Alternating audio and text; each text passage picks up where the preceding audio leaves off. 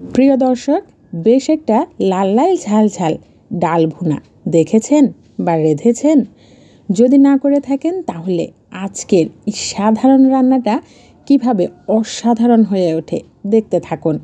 আর যদি রেসিপিটি ভালো লেগে থাকে তাহলে চ্যানেলটির পাশে থেকে যাওয়ার অনুরোধ রইল।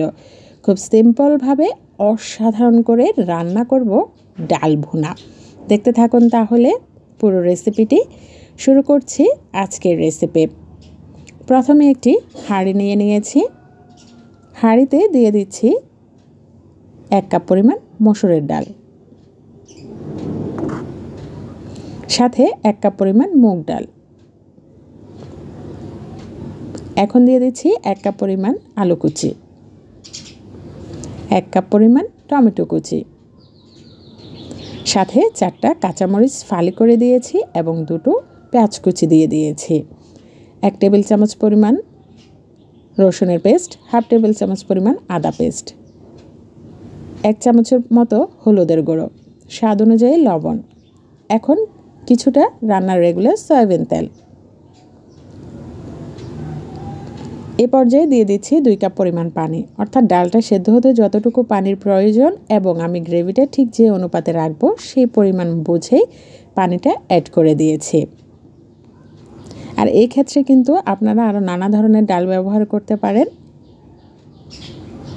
তো ঢেকে দিচ্ছি, ডালটা সেদ্ধ হওয়ার পর আসছে।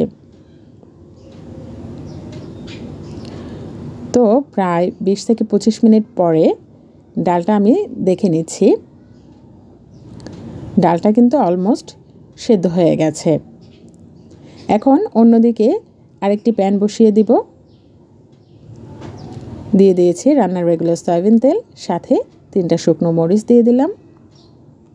দিয়ে দিচ্ছি বেশ বড় সাইজের একটা রসুন কুচি করে নিয়েছি। কিছুক্ষণ ভেজে নিব একটু ব্রাউন করে।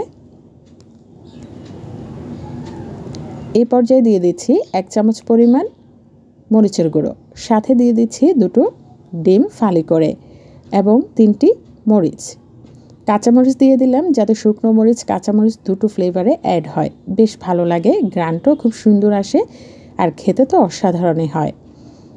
তো এমনভাবে এই বাগারটাকে ভাজতে হবে যাতে করে শুকনো মরিচ, গুঁড়ো মরিচ সবই ব্যবহার করা হয়েছে, গুঁড়ো মরিচগুলো যাতে পুড়ে না যায়। পুড়ে গেলে কিন্তু রান্নার কালারটা একেবারে বাজে হয়ে যাবে। তো ওইটা খেয়াল রেখে কিন্তু এই সব কিছুই ভাজতে হবে। ভাজার এই পর্যায়ে আমি দিয়ে দিচ্ছি বাগারটা আর সব কিছু মিলিয়ে নিচ্ছি।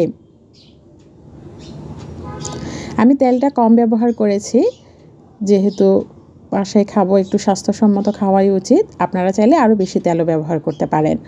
তো শেষে দিয়ে দিচ্ছি ধনেপাতা কুচি, ঢেকে দিব, খুব সুন্দর ফ্লেভারটা সব দিকে ছড়িয়ে যাক।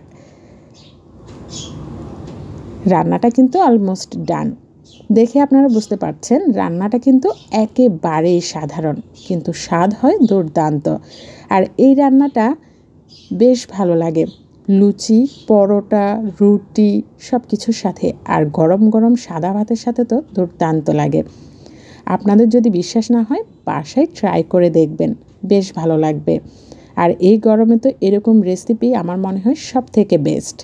তাহলে আজকের জন্য এই পর্যন্তই। ভালো থাকবেন সবাই। আল্লাহ হাফেজ।